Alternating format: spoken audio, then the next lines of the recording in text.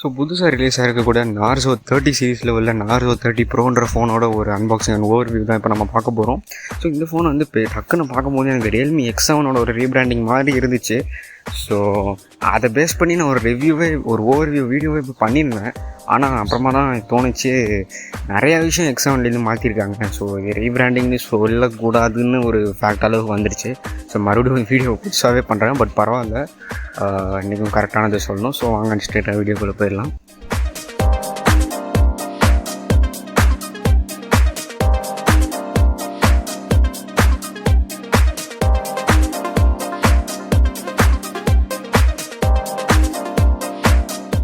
So இப்போ இந்த ஃபோனோட இன்டர்னல்ஸ்லேருந்து நம்ம ஸ்டார்ட் பண்ணுவோம். ஸோ இன்டர்னல்ஸ் பார்த்தீங்கன்னா மீடியாடெக்கோட டைமென்சிட்டி 800U ப்ராசஸர் கொடுத்துருக்காங்க. ஸோ இது ப்ராசஸர் இருக்கட்டும், பட் இந்த ப்ராசஸர் எந்த ப்ரைஸுக்கு வருதா அப்படின்றத நம்ம பார்க்கணும்.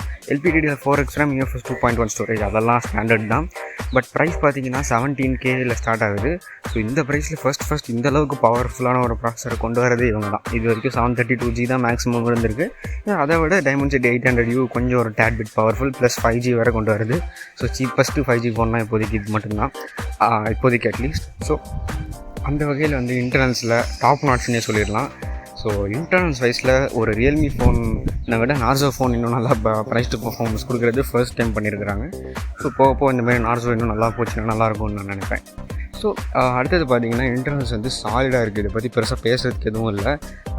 ரொம்பவே ஒரு பயங்கரமான பெர்ஃபார்மன்ஸ் தரும். கொடுக்குற காசுக்கு வர்த்தான பெர்ஃபார்மன்ஸ்ன்றது தான் நல்லா கொடுக்கக்கூடிய சிம்பிள் நோட். செகண்ட் பார்த்திங்கன்னா இப்போ நம்ம டிஸ்பிளே பார்ப்போம். டிஸ்பிளே வந்து ஒரு IPS LCD டிஸ்பிளே தான் கொடுத்துருக்குறாங்க. அதாவது ஏன்னா ரீபிராண்ட்னு சொல்லும் போது பார்த்தீங்கன்னா ரீபிராண்டிங்னா பொதுவாக ரெட்மிலாம் என்ன பண்ணுவாங்கன்னா அப்படியே ஃபோனை ஒன்றும் பெருசாக மாற்றிடவே மாட்டாங்க. ஏதாவது சார்ஜிங் பேட்டரி மாதிரி ஏதாவது மாற்றிட்டு சொல்லிவிடுவாங்க இதான் அப்படின்ற மாதிரி. ரியல்மி தான் பண்ணியிருக்காங்க. ரியல்மி 7ம் நார்சோ 20 ப்ரோ ரொம்பவே சிமிலர் தான், ரொம்ப சின்ன சேஞ்ச் தான்.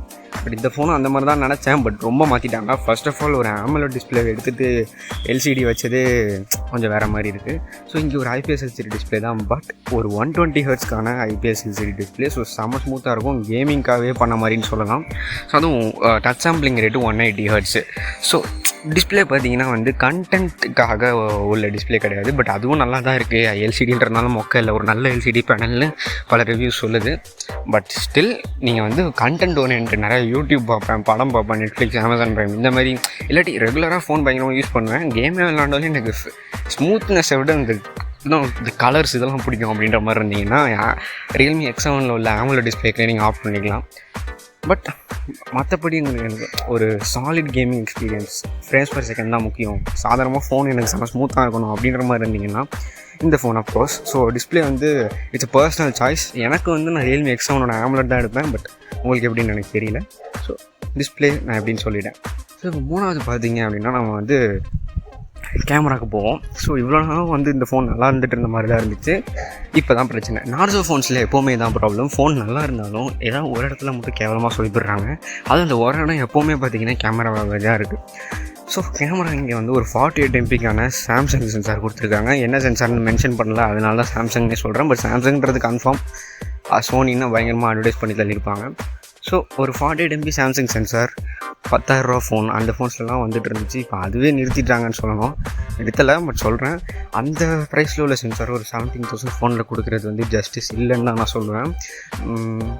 எது கொடுத்துருந்தா பெஸ்ட்டு அப்படின்னு கேட்குறீங்கன்னா இன்றைக்கி தேதிக்கு இந்த ப்ரைஸில் உள்ள 64 MP சோனி MX682 686 கொடுத்துருந்தா பெஸ்ட்டு.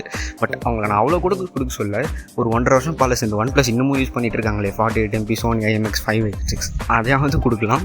அது இதுவும் இதை விட அது இன்னும் பெட்டரான ஒரு சென்சார் தான். பட் அதையும் தரலாங்கும் போது இது தப்பாக தான் தெரியுது. ரொம்ப மோசமான சென்சார் அப்படின்னு கேட்டிங்கன்னா கிடையாது. மோஸ்ட்டாக நீங்கள் இப்போ இன்னொரு 2 வருஷம் பழைய ஃபோன்லேருந்து இப்போ நீங்கள் அப்கிரேட் பண்ணிங்கன்னா உங்களுக்கு இது நல்ல கேமராவாக தான் தெரியும்.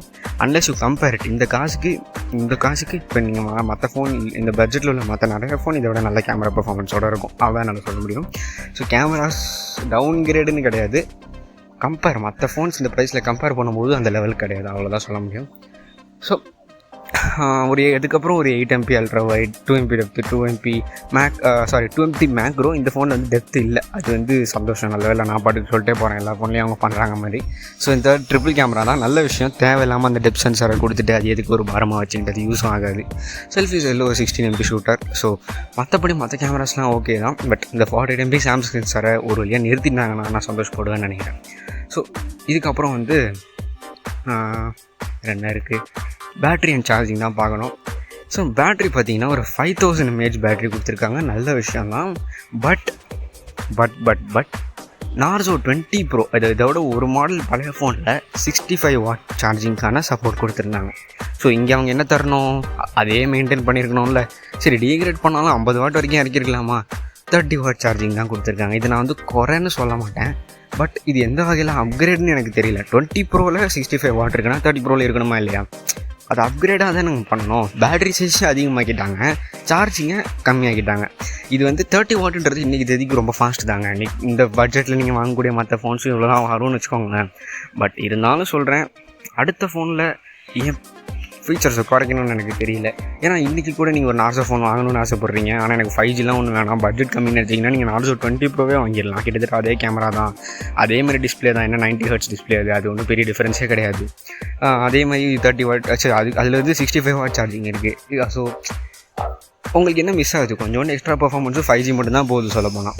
இது வந்து ஒரு அப் பாயிண்ட்டாக இல்லை டவுன் பாயிண்ட்டான்னு எனக்கு தெரியல, நீங்கள் என்ன வேணால் கன்சிடர் பண்ணிக்கோங்க. பட் இந்த மாதிரி ஃபீச்சர் குறைகிறது எனக்கு பெருசாக நல்லதாக படல. பட் ஸ்டாண்டர்டாக பார்த்தீங்கன்னா 30 வாட் ஒரு நல்ல ஒரு சார்ஜிங் இது தான். ஸோ ஃபைனலாக இப்போ நம்ம கிட்ட எல்லா ரவுண்டும் முடிச்சாச்சு. ஸோ பில்டு குவாலிட்டி டிசைன்லாம் பார்த்தீங்கன்னா கிட்டத்தட்ட இந்த Realme 7 Pro மாதிரியான ஒரு டிசைன் கொடுத்துருக்காங்க. ஸோ எல்லாம் பிளாஸ்டிக் பில்டு தான், பட் ஸ்டில் ரொம்ப நல்ல ஒரு டிசைனான டிசைனாக இருக்குது, ரொம்ப ஒன்றும் ஓவர் ஷவுட்டிங்காக இல்லாமல். ஸோ கடைசியாக பார்த்தீங்கன்னா வந்து இந்த ஃபோனை வந்து ஒரு கேமிங் ஃபோனாக அவங்க மார்க்கெட் பண்ண ட்ரை பண்ணுறாங்க. ஒத்துக்கலாம், ரைட் தான். பிகாஸ் இந்த ப்ரைஸில் இந்த அளவுக்கு ஒரு பவர்ஃபுல்லான ப்ராசஸர் கொடுக்குறது இல்லை தான். ஸோ நீங்கள் பயங்கரமாக கேம் விளாட்லாம், எல்லாம் ரைட் தான். பட் இவங்க மார்க்கெட் பண்ணுற இதவே வேறு மாதிரி இருக்குது. ஏன்னா Realme Pro கேமிங் கிட்டுன்னு சொல்லிட்டு 3 ப்ராடக்ட் வேறு வைக்கிறாங்க.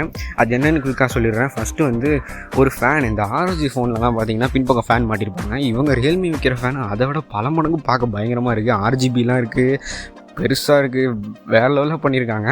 ஸோ இதில் எனக்கு 2 பாயிண்ட் தோணுச்சு. ஃபஸ்ட்டு ROG கேமிங்காகவே செய்யப்பட்ட ஃபோன், அதில் ஃபேன் இருக்குன்னா சரி, இவங்க எதுக்கு இந்த ஃபோனை இவ்வளோ சீன் போட்டு ஒரு கேமிங் ஃபோன் ஃபேன்லாம் இருக்குன்னு வைக்கிறாங்கன்னு எனக்கு அது தெரில.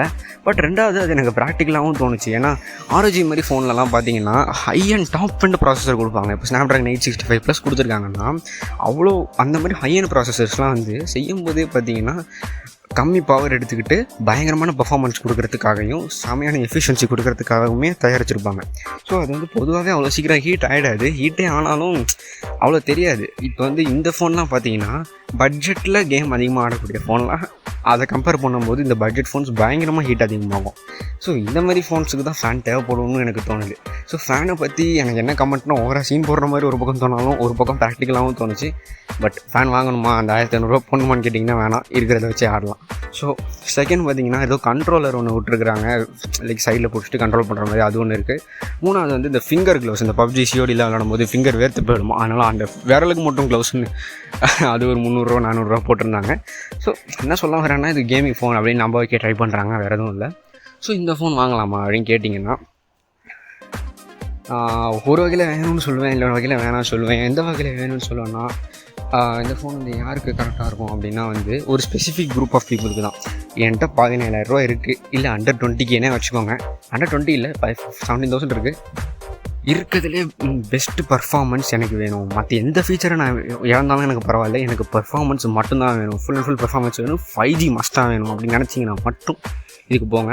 இது ஒரு ஓவரால் ஃபோனாக கன்சிடர் பண்ண வேணாம். ஏன்னா ஓவரால் ஃபோன்னா நீங்கள் இதே ப்ரைஸுக்கு பார்த்தீங்கன்னா இன்னும் நிறையா ஃபோன் இருக்குது. இப்போ பார்த்தீங்கன்னா நீங்கள் இப்போ அண்டர் 20 வச்சுக்கிட்டிங்கன்னா இதை விட Realme X7 இன்னும் ஒரு பெட்டர் ஃபோன். என்ன இதில் ஹெட்ஃபோன் ஜாக் இருக்குது, இதில் சொல்ல மாட்டேன், Realme X7ல் ஹெட்ஃபோன் ஜாக் இல்லை, இங்கே ஹெட்ஃபோன் ஜாக் இருக்குது.